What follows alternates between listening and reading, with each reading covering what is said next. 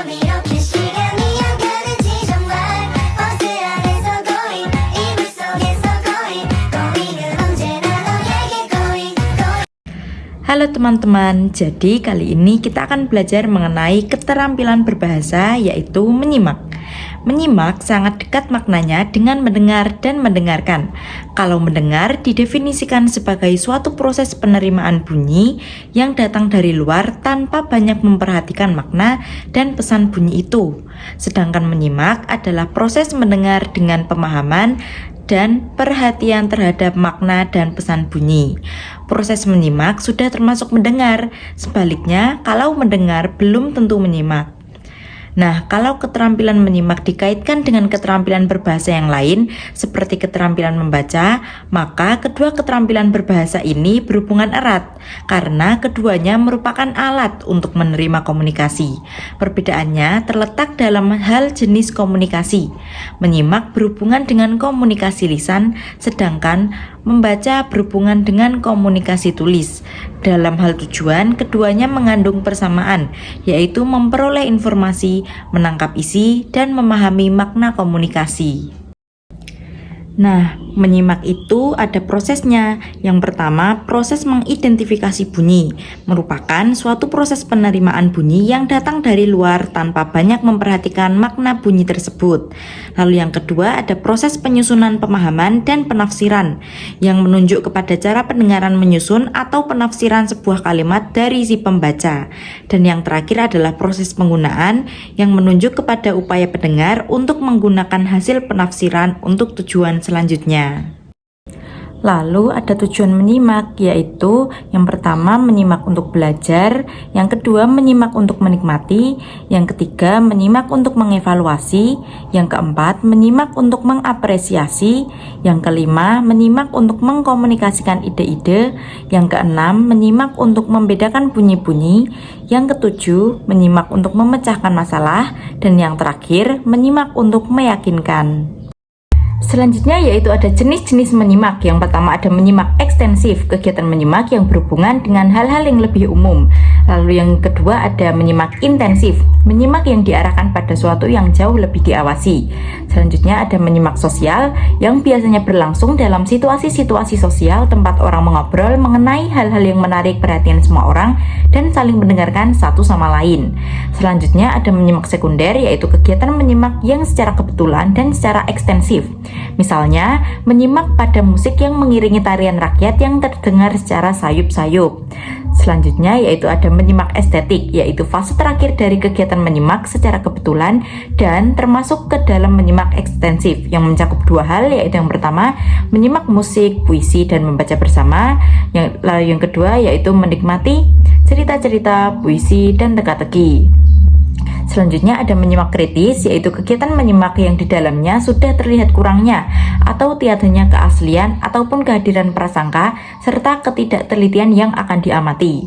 Selanjutnya ada menyimak konsentratif atau menyimak yang merupakan jenis telaah. Kegiatan-kegiatan yang tercakup itu diantaranya menyimak untuk mengikuti petunjuk-petunjuk serta menyimak urutan ide-ide, fakta-fakta penting, dan sebab akibat.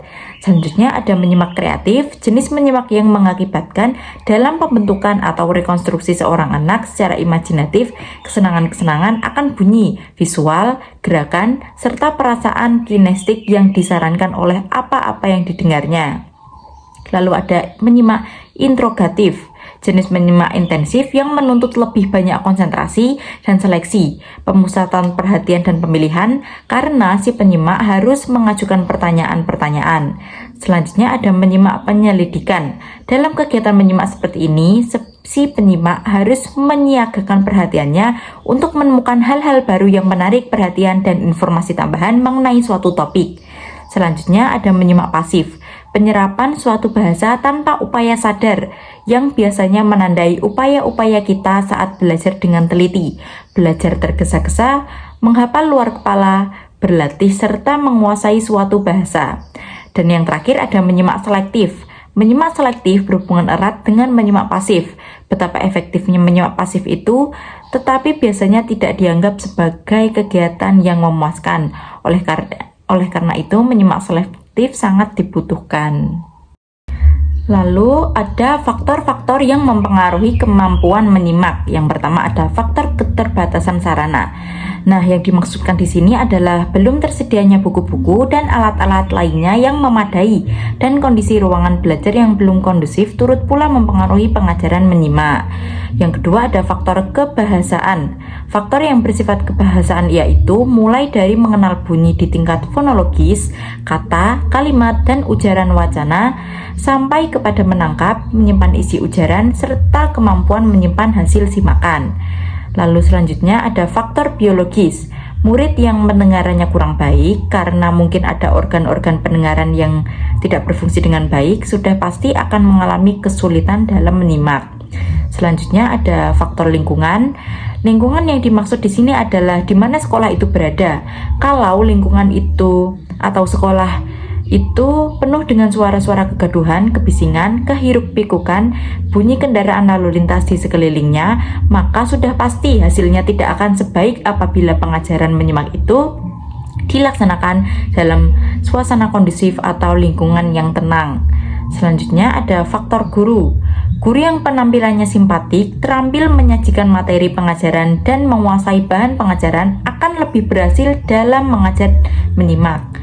Selanjutnya ada faktor metodologi.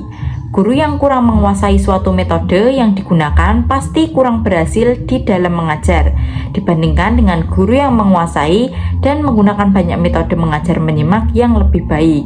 Selanjutnya yaitu yang terakhir, yaitu ada faktor kurikulum. Yang kurikulum yang disusun dengan baik dan jelas akan sangat membantu guru-guru dalam mengajar menyimak.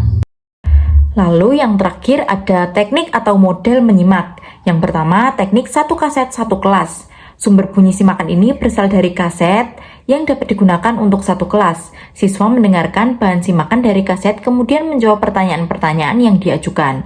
Yang kedua ada model satu mulut satu kelas.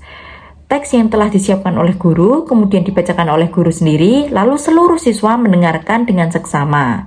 Yang ketiga ada model badu berkata. Model ini melatih siswa untuk menyimak serta mengikuti dan menyampaikan seluruh ucapan badu.